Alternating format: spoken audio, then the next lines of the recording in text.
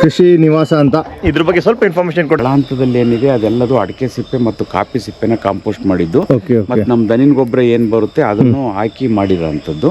ಇಲ್ಲಿ ನೋಡಿ ನಿಮಗೆ ಹೊಸ ಪ್ಲಾಂಟೇಶನ್ ಮಾಡಿದ್ದಾರೆ. ಇದ್ರಲ್ಲಿ ಬಂದ್ಬಿಟ್ಟು ನಿಮಗೆ ಕಾಫಿ ಹಾಕಿದ್ದಾರೆ, ಅಡಿಕೆ ಹಾಕಿದ್ದಾರೆ, ಬಳೆ ಹಾಕಿದ್ದಾರೆ, ಇದೆಲ್ಲ ಟೋಟಲ್ ಇದ್ರಲ್ಲೇ ನೀವು ಇದರಿಂದನೇ ಎಲ್ಲ ಕಡೆಗೂ ಜೀವಾಮೃತ. ಇದುವರೆಗೂ ಡ್ರಿಪ್ಪಲ್ಲಿ ಹೋಗೋದು, ಈಗೆಲ್ಲ ಡ್ರಿಪ್ ತೆಗೆದು ಸ್ಪ್ರಿಂಕ್ಲರ್ ಮಾಡಿರೋದ್ರಿಂದ ಸ್ಪ್ರಿಂಕ್ಲರ್ಗೆ ಏನಾದ್ರು ಬೆಂಚೂರಿನಲ್ಲಿ ಸಕ್ ಮಾಡಲಿಲ್ಲ ಅಂತಂದರೆ ಒಂದು HP ಮೋಟ್ರನ್ನ ಹಾಕ್ಬಿಟ್ಟು ಇಂಜೆಕ್ಟ್. ಇವು ಯಾವಾಗ ನ್ಯಾಚುರಲ್ ಕ್ಲೈಮೇಟಿಕ್ ಕ್ರಿಯೇಟ್ ಆಗಿ ಡೆವಲಪ್ ಆಗಕ್ಕೆ ಸ್ಟಾರ್ಟ್ ಆದವು ಆವಾಗ ಯಾವುದೇ ಥರದ ತಡೆ ಇಲ್ದಂಗೆ ಡೆವಲಪ್ ಆಗ್ತವೆ, ಸಹಜವಾಗಿ ಡೆವಲಪ್ ಆಗೋವು. ಏರುಮಡಿ ಪದ್ಧತಿನಲ್ಲಿ ತರಕಾರಿ ಬೆಳೆಯುವಂಥದ್ದು, ಯಾಕಂದರೆ ಮಳೆಗಾಲದಲ್ಲೂ ಬೆಳಿಬೋದು, ಬೇಸಿಗೆ ಕಾಲದಲ್ಲೂ ಬೆಳಿಬೋದು.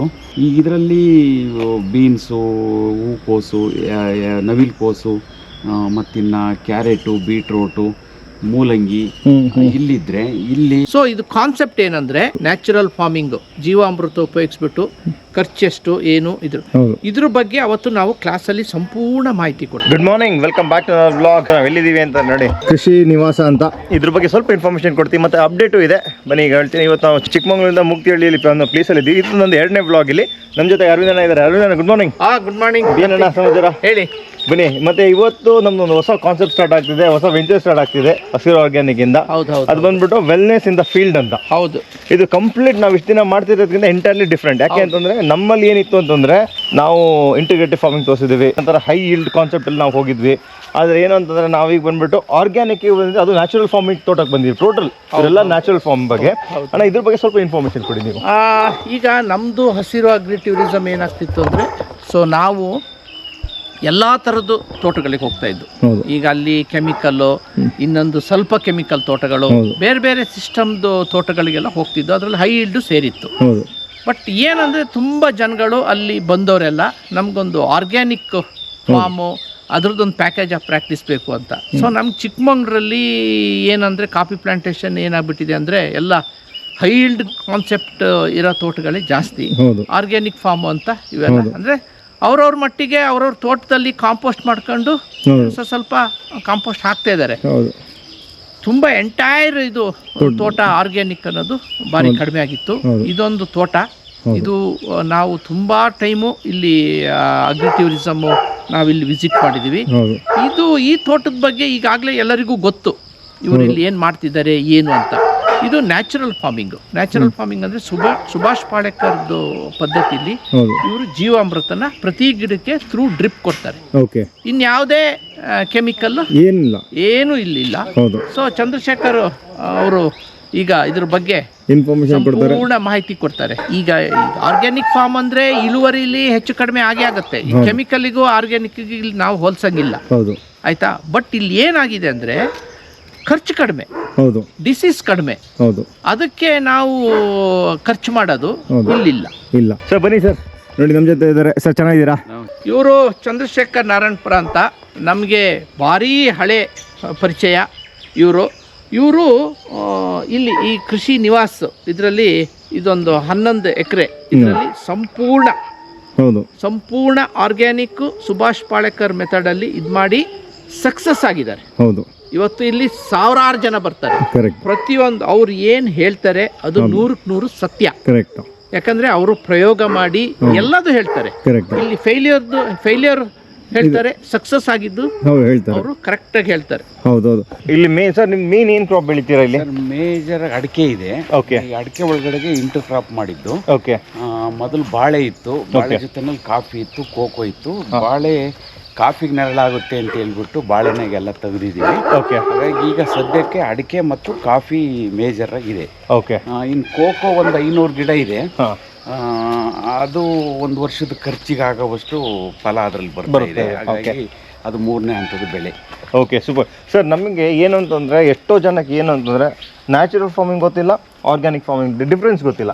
ಅದು ಸ್ವಲ್ಪ ಹೇಳ್ಬಿಡಿ ಸರ್. ಆರ್ಗ್ಯಾನಿಕ್ ಫಾರ್ಮಿಂಗ್ ಏನು, ನ್ಯಾಚುರಲ್ ಫಾರ್ಮಿಂಗ್ ಏನು? ಸರ್ ಆರ್ಗ್ಯಾನಿಕ್ ಫಾರ್ಮಿಂಗು ಅಂದರೆ ಕೃಷಿ ಮೆಥಡಲ್ಲಿ 3 ಮೆಥಡ್ ಇದೆ. ಒಂದು ರಾಸಾಯನಿಕ ಕೃಷಿ, ಇನ್ನೊಂದು ಸಾವಯವ ಕೃಷಿ, ಇನ್ನೊಂದು ನೈಸರ್ಗಿಕ ಕೃಷಿ ಅಥವಾ ಸಹಜ ಕೃಷಿ ಅಂತ ಹೇಳ್ಬೋದು. ಇಲ್ಲಿ ರಾಸಾಯನಿಕ ಕೃಷಿನಲ್ಲೂ ಮತ್ತು ಸಾವಯವ ಕೃಷಿನಲ್ಲೂ ಮೇಲಿಂದ ಸುರಿಬೇಕು. ಅಂದರೆ ಪೋಷಕಾಂಶಗಳನ್ನು ನಾವು ಮೇಲಿಂದ ಕೊಡ್ತೀವಿ. ಆದರೆ ನ್ಯಾಚುರಲ್ ಫಾರ್ಮಿಂಗಲ್ಲಿ ಹಂಗೆ ಆಗಲ್ಲ. ಯಾಕೆಂದರೆ ನ್ಯಾಚುರಲ್ ಫಾರ್ಮಿಂಗಲ್ಲಿ ಒಂದು ಮಣ್ಣನ್ನು ಫಲವತ್ತತೆಗೊಳಿಸೋಂಥದ್ದು ಒಂದು, ನ್ಯಾಚುರಲ್ ಕ್ಲೈಮೇಟ್ ಕ್ರಿಯೇಟ್ ಮಾಡೋಂಥದ್ದು ಎರಡನೇದು, ಮೂರನೇ ಅಂಥದ್ದು ನ್ಯಾಚುರಲ್ ಆಗಿ ಆ ಬೆಳೆ ತೆಗಿಯೋಂಥದ್ದು, ರೋಗ ಮತ್ತು ಕೀಟ ಬಾಧೆ ಇಲ್ದಲೆ ತೆಗಿಯೋಂಥದ್ದು 3 ಮೆಥಡ್ಸ್ ಇದೆ. ಹಾಗಾಗಿ ನಾನು ಈ 3 ಪದ್ಧತಿಗಳನ್ನು ಅಧ್ಯಯನ ಮಾಡಿದ ಮೇಲೆ ಸುಭಾಷ್ ಪಾಳೇಕರ್ ಇರ್ಬೋದು ಅಥವಾ ಪುಕೋಕೋ ಇರ್ಬೋದು, ಅವ್ರು ಮಾಡಿದಂಥ ಮೆಥಡ್ಸ್ ಏನಿದೆ ಇದು ಭೂಮಿನ ಮತ್ತು ರೈತನ್ನ ಸಸ್ಟೈನಬಲ್ ಮಾಡ್ಬೋದು ಅಂತ ತಿಳ್ಕೊಂಡು ನಾನು ಈ ಕೃಷಿಗೆ ಬಂದಂಥವನು. ಇವತ್ತಿದು ಈ ಕಾಫಿ ಏರಿಯಾ ಆಗಿರೋದ್ರಿಂದ ಕಾಫಿ ಬಗ್ಗೆನೇ ನಾನು ಹೆಚ್ಚು ಮಾತಾಡೋದಾದರೆ, ಇಲ್ಲಿ ನ್ಯಾಚುರಲ್ ಫಾರ್ಮಿಂಗಲ್ಲಿ ಮತ್ತು ಆರ್ಗ್ಯಾನಿಕ್ ಫಾರ್ಮಿಂಗಲ್ಲಿ ಯಾವುದೇ ಕಾರಣಕ್ಕೂ ಕಾಫಿ ಬರಲ್ಲ ಅಂತಲೇ ಹೇಳ್ತಾಯಿದ್ರು. ನೋಡೋಣ ಅಂತ ಪ್ರಾರಂಭದಲ್ಲಿ ಈಗೇನೀಗ ನೀವು ತೋರಿಸಿದ್ರೆ ಅದರೊಂದು 250 ಗಿಡ ಹಾಕಿದ್ದು. ಅದು 2 ವರ್ಷದ ತನಕ ಅದ್ರ ಗ್ರೋತೇ ಇರಲಿಲ್ಲ, ಎಲ್ಲ ಹಳದಿಯಾಗಿ. ಯಾಕೆಂದರೆ ಯಾವುದೇ ಪೋಷಕಾಂಶನ ತಗೊಳಕ್ಕೆ ಅದಕ್ಕೆ ಶಕ್ತಿ ಇರಲಿಲ್ಲ, ಅಂದರೆ ಅದಕ್ಕೆ ಪ್ರಜ್ಞೆನೇ ಇರಲಿಲ್ಲ ಅದಕ್ಕೆ. ಯಾಕೆಂದರೆ ಇಲ್ಲಿ ನಮ್ಮ ರೈತರುಗಳು ತಿಳ್ಕೋಬೇಕು, ಒಂದು ಕೆಮಿಕಲ್ ಮೆಥಡಲ್ಲಿ ಬೆಳೆದಂಥ ನರ್ಸರಿನಲ್ಲಿ ಯಾವುದೇ ಸಸಿನ ತಂದು ಹಾಕಿದರೆ ಅದಕ್ಕೆ ನಾನು ನ್ಯಾಚುರಲ್ಲಾಗಿ ನಾನೇ ಆಹಾರ ತಿನ್ನಬೇಕು ಅನ್ನೋ ಪ್ರಜ್ಞೆ ಬಂದಿರಲ್ಲ ಅದಕ್ಕೆ. ಆಮೇಲೆ ಯಾವುದೇ ಹೈಬ್ರಿಡ್ ಬೀಜನ ನಾವು ನ್ಯಾಚುರಲ್ ಮೆಥಡಲ್ಲಿ ಅಥವಾ ಸಾವಯವದ ಮೆಥಡ್ನಲ್ಲಿ ಬೆಳಿತೀವಿ ಅಂತಂದ್ರೂ ಕಷ್ಟವಾಗುತ್ತೆ. ಏಕೆಂದರೆ ಅದು ಆ ಮೆಥಡಲ್ಲಿ, ಕೆಮಿಕಲ್ ಮೆಥಡಲ್ಲಿ ಅದು ಡೆವಲಪ್ ಆಗಿರೋದ್ರಿಂದ ನಾವು ಕೆಮಿಕಲ್ಲಿಂದನೇ ನಾವು ಅದನ್ನು ಬೆಳೆಸಬೇಕಾದಂಥ ಸ್ಥಿತಿ ಬರುತ್ತೆ. ಹಾಗಾಗಿ ನಾನು ಪ್ರಾರಂಭದ ಹಂತದಲ್ಲಿ ಇದನ್ನೆಲ್ಲದನ್ನು ಕೆಮಿಕಲ್ ನರ್ಸರಿನಲ್ಲಿ ತಂದಂಥ ಗಿಡಗಳಾಗಿರೋದ್ರಿಂದ 2 ವರ್ಷದ ತನಕ ಅವಕ್ಕೆ ಯಾವುದೇ ಆಹಾರ ತಿನ್ನುವಂಥ ಪ್ರಜ್ಞೆನೇ ಬರಲಿಲ್ಲ. 2 ವರ್ಷ ಆದಮೇಲೆ 3ನೇ ವರ್ಷಕ್ಕೆ ಬಂದು ಕಾಲಿಟ್ಟ ತಕ್ಷಣವೇ ಅವು ಜ್ಞಾನೋದಯ ಆಯಿತು. ಅದು ಸಹಜವಾಗಿ, ಅದು ಸೈನ್ಸೇ, ನಾನು ಹೇಳ್ತಿರೋದು ಸೈನ್ಸೇ. ಜ್ಞಾನೋದಯ ಆಗಿ ನನ್ನ ಆಹಾರನ ನಾನೇ ತಿನ್ನಬೇಕು ಅನ್ನೋ ಸ್ಥಿತಿ, ಅದು ಕನ್ವರ್ಷನ್ ಆಯ್ತಲ್ಲ, ಅದು ಕನ್ವರ್ಷನ್ ಆದಮೇಲೆ ಅದು ಗೊತ್ತಾದಮೇಲೆ ಅದು ಆಹಾರ ಕೇಳಕ್ಕೆ ಸ್ಟಾರ್ಟ್ ಮಾಡಿ ಆಹಾರನ ತಿನ್ನಕ್ಕೆ ಸ್ಟಾರ್ಟ್ ಆಯಿತು. ಆಗ 3 ವರ್ಷದಿಂದ 4ನೇ ವರ್ಷ 5ನೇ ವರ್ಷಕ್ಕೆ 100% ಕನ್ವರ್ಷನ್ ಆಗಿ ಇದೀಗ 8ನೇ ವರ್ಷದ ಗಿಡಗಳು. ಇದು ಅರಬಿಕ ಎಷ್ಟನೇ ವರ್ಷ ಗಿಡ? ಒಂದು 10 ಗಿಡ ಹಾಕೊಂಡಿದ್ದೆ, ಅದೊಂದು 10-15 ಗಿಡ ಇದೆ. ನಮ್ಮವ್ರು ಏನು ಅಂತಂದ್ರೆ ರೋಬಸ್ಟ ಬಂದ್ಬಿಡುತ್ತೆ ಬಿಡಿ, ಅರೇಬಿಕಾ ಬರಲ್ಲ ಅಂತೇಳಿ ಈ ಥರದ ವಾದಗಳನ್ನೂ ಮಾಡ್ತಾರೆ. ಆ ಕಾರಣಕ್ಕಾಗಿಯೇ ನಾನು ಇದೊಂದು ಸ್ವಲ್ಪ ಗಿಡಗಳು ಉಳಿಸ್ಕೊಂಡೆ, ನೋಡೋಣ ಅಂತೇಳಿ. ನೋಡಿ ಇಲ್ಲಿ ಅರೇಬಿಕಾ ನೋಡಿ,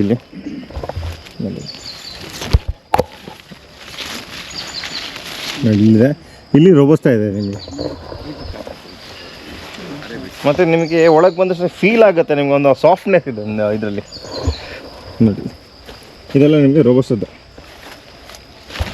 ಮತ್ತು ನಾವು ಬಂದು ಅಗ್ರಿಕಲ್ಚರ್ ಮಾಡ್ತಾ ಇರೋದು ಇಂಟಿಗ್ರೇಟೆಡ್ ಫಾರ್ಮಿಂಗ್ ಮಾಡ್ತಾ ಇದ್ದೀವಿ. ಇದೊಂದು ಹೊಸ ಎಕ್ಸ್ಪೀರಿಯನ್ಸ್ ನಮಗೆ, ಯಾಕೆಂದರೆ ನ್ಯಾಚುರಲ್ ಫಾರ್ಮಿಂಗು ಅದ್ರ ಬಗ್ಗೆ ಸ್ವಲ್ಪ ಇನ್ಫಾರ್ಮೇಷನ್ ನಮ್ಗೆ ಗ್ಯಾದರ್ ಮಾಡ್ಕೊಂಡ್ರೆ ನಮಗೆ ನಾಲೆಜ್ ಒಳ್ಳೆ ಇಂಪ್ರೂವ್ ಆಗುತ್ತೆ. ಬನ್ನಿ ಈಗ. ಮತ್ತೆ ಸರ್ ಇದೆಲ್ಲಿಂದ ತರಿಸಿದ್ದು ದನದ ಗೊಬ್ಬರ ಎಲ್ಲ? ಇದು ದನಿನ ಗೊಬ್ಬರ ಅಲ್ಲ, ಕುರಿ ಗೊಬ್ಬರ ಒಂದು 10 ಲೋಡ್ ತರಿಸಿದೆ. ಮೋಸ್ಟ್ಲಿ ಅದು 8 ಲೋಡ್ ಆಯಿತು ಅಂತ ಕಾಣುತ್ತೆ. ಟ್ರಿಪ್ಪರಲ್ಲಿ ತರಿಸಿದೆ, 8 ಲೋಡು ಬಂತು.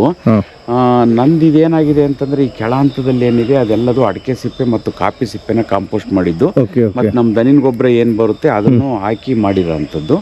ನನಗೆ ಒಟ್ಟು ಒಂದು ಸರಿಗೆ ಒಂದು 45 ಟನ್ನು ಅಲ್ಲ 45 ಲೋಡ್ ಬೇಕಾಗುತ್ತೆ. ಹಾಗಾಗಿ ನಾವು ಒಂದೇ ಸರಿ ಎಲ್ಲಕ್ಕೂ ಸಮ ಪ್ರಮಾಣದಲ್ಲಿ ಹಾಕಬೇಕು ಅಂತೇಳಿ ಅವಶ್ಯಕತೆ ಬಂದರೆ ಒಂದಿಷ್ಟು ಗೊಬ್ಬರನ ಪರ್ಚೇಸ್ ಮಾಡ್ತೀನಿ, ಇಲ್ಲಾಂದ್ರೆ ಇಲ್ಲ. ನನಗೆ ಮುಂದಿನ ವರ್ಷಕ್ಕೆ ಅವಶ್ಯಕತೆ ಇಲ್ಲ, ಅಷ್ಟು ಗೊಬ್ಬರ ನಮ್ಮಲ್ಲೇ ಸ್ಟಾಕ್ ಆಗಿದೆ.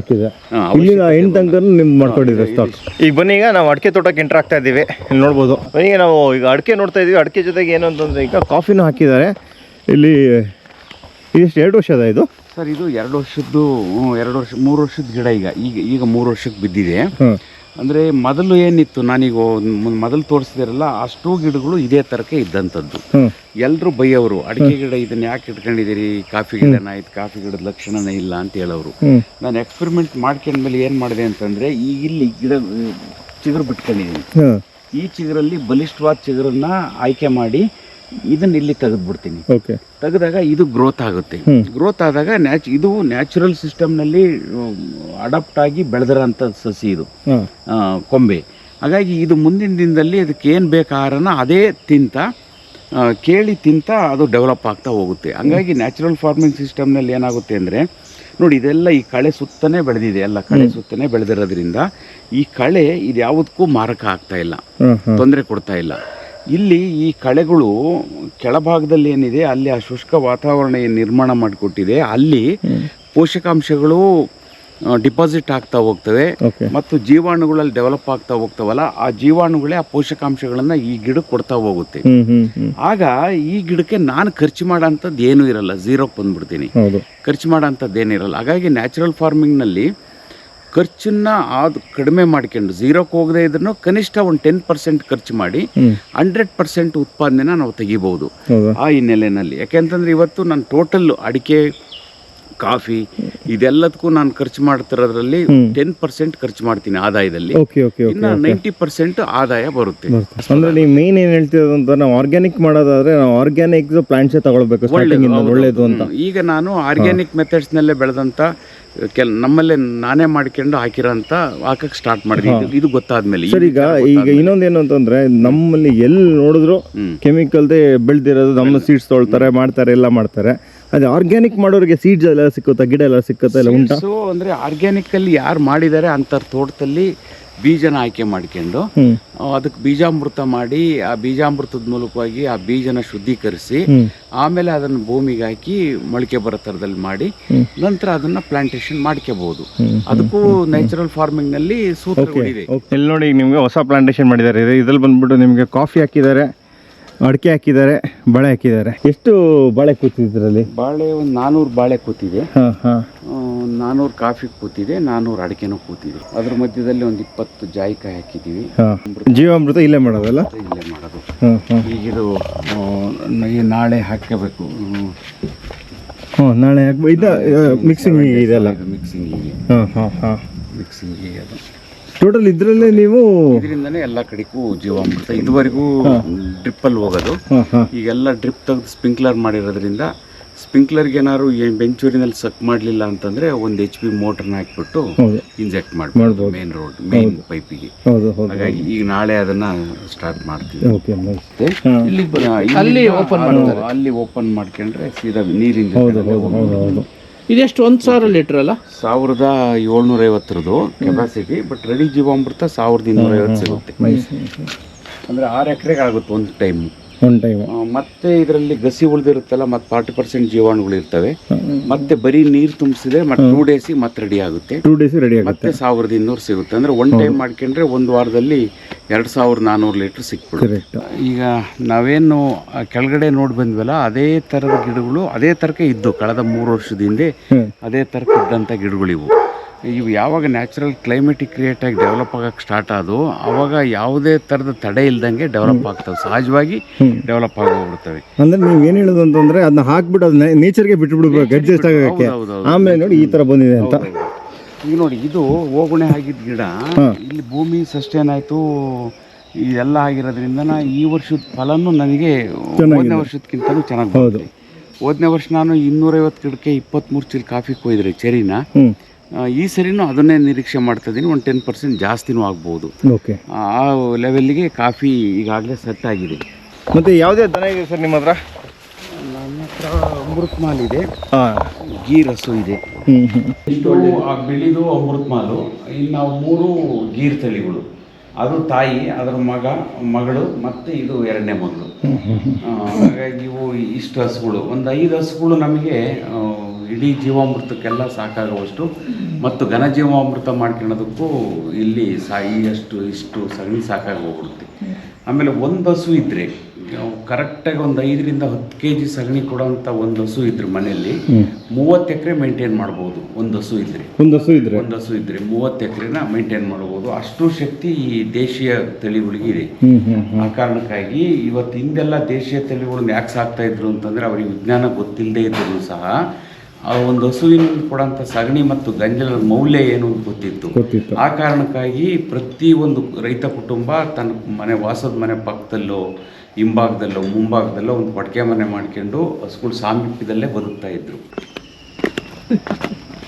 ಸರ್, ಇದು ಏರುಮಡಿ ಪದ್ಧತಿನಲ್ಲಿ ತರಕಾರಿ ಬೆಳೆಯುವಂಥದ್ದು. ಯಾಕಂದರೆ ಮಳೆಗಾಲದಲ್ಲೂ ಬೆಳಿಬೋದು, ಬೇಸಿಗೆ ಕಾಲದಲ್ಲೂ ಬೆಳಿಬೋದು. ಇದರಲ್ಲಿ ಬೆನಿಫಿಟ್ ಏನಾಗುತ್ತೆ ಅಂತಂದರೆ ಯಾವುದೇ ಪೋಷಕಾಂಶಗಳು ಎಲ್ಲಿ ಹೋಗಲ್ಲ, ಇಲ್ಲೇ ಸ್ಟಾಕ್ ಆಗ್ತಾ ಹೋಗುತ್ತೆ. ಆಮೇಲೆ ಜೊತೆಯಲ್ಲಿ ರೆಸ್ಟಿಂಗ್ ಪೀರಿಯಡ್ ಅಂತೇಳಿ ಒಂದು ಏರಿಯಾಕ್ಕೆ ಬಿಡ್ತೀವಿ, ಅದು ಮಲ್ಚಿಂಗ್ ಮಾಡಿ ಜೀವಾಮೃತ ಕೊಡ್ತಾ ಹೋಗೋದ್ರಿಂದ ಆ ಸಾಯಿಲ್ ರಿಚ್ ಆಗ್ತಾ ಹೋಗುತ್ತೆ, ಪೋಷಕಾಂಶಗಳು ರಿಲೀಸ್ ಆಗ್ತಾ ಹೋಗ್ತವೆ. ಆಮೇಲೆ ಇಲ್ಲಿರೋದನ್ನ ಅಲ್ಲಿ ಹಾಕ್ಯಂತೀವಿ, ಒಂದು ಪಾರ್ಟ್ ಮಾಡ್ಕೊಂಬಿಟ್ಟು ಮಾಡ್ತಾ ಹೋಗ್ತೀವಿ. ಈಗ ಇದರಲ್ಲಿ ಬೀನ್ಸು, ಹೂಕೋಸು, ನವಿಲು ಕೋಸು, ಮತ್ತಿನ್ನು ಕ್ಯಾರೆಟು, ಬೀಟ್ರೋಟು, ಮೂಲಂಗಿ ಇಲ್ಲಿದ್ರೆ ಇಲ್ಲಿ ಇದು ಕೊತ್ತಂಬರಿ ಇನ್ನು ಹುಟ್ತಾ ಇದೆ. ಮತ್ತಲ್ಲಿ ಮೆಂತೆ, ಪಾಲಕ್ಕು, ಬೆಂಡೆ ಈ ಥರದ್ದೆಲ್ಲ ಈ ಪಾರ್ಟಲ್ಲಿದೆ. ಅಲ್ಲಿ ಬೆಳ್ಳುಳ್ಳಿ ಇದೆ.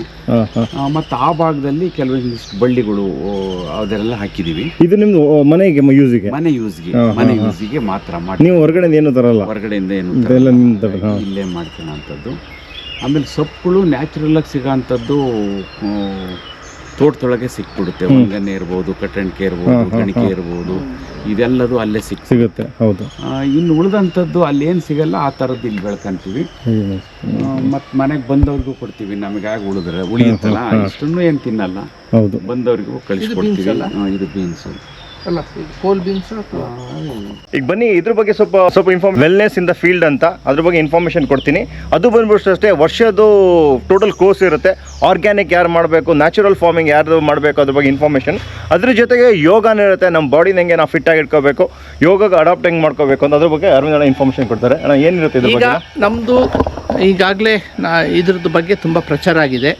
ಕೃಷಿ ನಿವಾಸು ಮುಕ್ತಿಹಳ್ಳಿ ಚಂದ್ರಶೇಖರ್ ತೋಟದಲ್ಲಿ ಏಪ್ರಿಲ್ 6 ನಮ್ದು ಕ್ಲಾಸ್ ಸ್ಟಾರ್ಟ್ ಆಗುತ್ತೆ. ಫಸ್ಟ್ ಕ್ಲಾಸ್ ಅದು ಬೆಳಿಗ್ಗೆ 10ಕ್ಕೆ ಸ್ಟಾರ್ಟ್ ಆದ್ರೆ 3-3:30 ಅಷ್ಟೊತ್ತಿಗೆ ಮುಗಿದು ಬಿಡುತ್ತೆ. ಈಗ ದೂರದಿಂದ ಬಂದವರೆಲ್ಲ ಬೇಗ ಈಗ ನಮ್ಗೆ ಬೆಂಗಳೂರು, ಮೈಸೂರು, ಮಂಗಳೂರು ಆ ಕಡೆಯಿಂದ ಎಲ್ಲ ಕ್ಲಾಸಿಗೆ ರಿಜಿಸ್ಟರ್ ಆಗಿದ್ದಾರೆ. ಕೆಲವರು ಹಿಂದಿನ ದಿವಸ ಬಂದು ಉಳಿತಿದ್ದಾರೆ. ಸೊ ಇದು ಕಾನ್ಸೆಪ್ಟ್ ಏನಂದ್ರೆ, ಈಗ ನೀವು ಈಗಾಗಲೇ ನೋಡಿದ್ರಿ, ಈಗ ಅವರು ಚಂದ್ರಶೇಖರ್ ಅವರು ಎಕ್ಸ್ಪ್ಲೈನ್ ಮಾಡಿದ್ರು. ನ್ಯಾಚುರಲ್ ಫಾರ್ಮಿಂಗ್, ಜೀವಾಮೃತ ಉಪಯೋಗಿಸ್ಬಿಟ್ಟು ಖರ್ಚೆಷ್ಟು ಏನು ಇದ್ರ ಬಗ್ಗೆ ಅವತ್ತು ನಾವು ಕ್ಲಾಸಲ್ಲಿ ಸಂಪೂರ್ಣ ಮಾಹಿತಿ ಕೊಡ್ತೀವಿ. ತುಂಬಾ ಜನಕ್ಕೆ ಇವತ್ತು ತುಂಬಾ ಡೌಟ್ಸ್ ಇದೆ, ಅನುಮಾನಗಳಿದೆ. ನಾವು ಹೇಳೋ ಪ್ರಕಾರ ಅದು ಹೇಗೆ, ಅದು ಹೆಂಗೆ ಅಷ್ಟು ಇಳುವರಿ ಬಂತು, ಬರೀ ಜೀವಾಮೃತದಿಂದನೇ ನ್ಯಾಚುರಲ್ ಫಾರ್ಮಿಂಗ್ ಇಂದ ಇಷ್ಟು ಇಲ್ದಿದ, ಇದಕ್ಕೆಲ್ಲ ಪರಿಹಾರ ಏನೇನು ಜನಗಳಿಗೆ ಅನುಮಾನ ಇದೆ ಅವತ್ತಿನ ಕ್ಲಾಸ್ ನಮ್ದು ಏನು ನಡೀತದೆ ಅದಕ್ಕೆಲ್ಲ ನಾವು ಪ್ರತಿಯೊಂದು ಇಲ್ಲಿ ತೋರಿಸ್ತೀವಿ. ಯಾರು ಏನು ಕ್ವಶನ್ ಕೇಳಿದ್ರು ಚಂದ್ರಶೇಖರ್ ಅವರು ಅದಕ್ಕೆ ಆನ್ಸರ್ ಮಾಡ್ತಾರೆ. ಇನ್ನೊಂದು ಡಿಸೀಸ್ ಮ್ಯಾನೇಜ್ಮೆಂಟ್ ಇರ್ಬೋದು, ವಾಟರಿಂಗ್ ಇರ್ಬೋದು, ಈಲ್ಡ್ ವಿಷಯ ಇರ್ಬೋದು, ಬೇರೆ ಬೇರೆ ಕ್ರಾಪ್ಸ್ ಇರ್ಬೋದು, ಅದ್ರ ಬಗ್ಗೆ ಎಲ್ಲ ಎಕ್ಸ್ಪ್ಲೈನ್ ಮಾಡ್ತೀವಿ. ಅದ್ರ ಜೊತೆಗೆ ಇವತ್ತು ಏನಾಗಿದೆ ಅಂದರೆ, ಕೃಷಿಕ ಅವನು ತನ್ನ ಹೆಲ್ತನ್ನ ನೋಡ್ಕೊಬೇಕಾಗಿದೆ ಇವತ್ತು. ಯಾಕಂದರೆ ಅವನು ಬೆಳಗಿಂದ ಸಾಯಂಕಾಲ ತನಕ ಅವನು ದುಡಿತಿರ್ಬೇಕಾದ್ರೆ ಹೆಲ್ತ್ ಬಗ್ಗೆ ಇವತ್ತು ನೆಗ್ಲೆಕ್ಟ್ ಆಗಿದೆ ಅವನು. ಬರೀ ಅವರು ಇಳುವರಿ ಬಗ್ಗೆ ಕಾನ್ಸಂಟ್ರೇಟ್ ಮಾಡೋದು, ಅದರಿಂದ ಹೆಂಗೆ ಇನ್ಕಮ್ ತಗೊಬೇಕು, ಇದ್ರ ಬಗ್ಗೆನೇ ಇದು ಮಾಡ್ತಿರ್ಬೇಕಾದ್ರೆ ನಾವು ಈ ಕೃಷಿ ಜೊತೆಗೆ ಹೆಲ್ತ್ ಏನು, ಫುಡ್ ಹ್ಯಾಬಿಟ್ಸ್, ಅವನು ಏನು ಊಟ ಮಾಡಬೇಕು ಇವತ್ತು, ಹೇಗಿರಬೇಕು ಅವನು, ಮತ್ತು ಅದ್ರ ಜೊತೆಗೆ ಯೋಗ ನಮ್ಮ ಇದರಲ್ಲಿ ಅದೊಂದು ಯೋಗದ ಬಗ್ಗೆನೂ ಒಂದು ಸ್ವಲ್ಪ ಪ್ರತಿಯೊಂದು ಕ್ಲಾಸಲ್ಲೂ ಸ್ವಲ್ಪ. ಈಗ ಟೋಟಲ್ ಎಷ್ಟು ಕ್ಲಾಸಸ್ ಇರುತ್ತೆ? ಟೋಟಲ್ 6 ಕ್ಲಾಸ್ ಇರುತ್ತೆ. ಈಗ ಏಪ್ರಿಲ್ 6 ಸ್ಟಾರ್ಟ್ ಆದ್ರೆ ಮೇ ಇರಲ್ಲ, ಮತ್ತೆ ಜೂನ್ 6 ಆಲ್ಟರ್ನೇಟ್ ಮಂತ್. ಆಲ್ಟರ್ನೇಟ್ ಹಂಗೆ 6 ಕ್ಲಾಸ್ ಒಂದು ವರ್ಷದಲ್ಲಿ 6 ಕ್ಲಾಸ್ ಮುಗಿದು ಬಿಡುತ್ತೆ.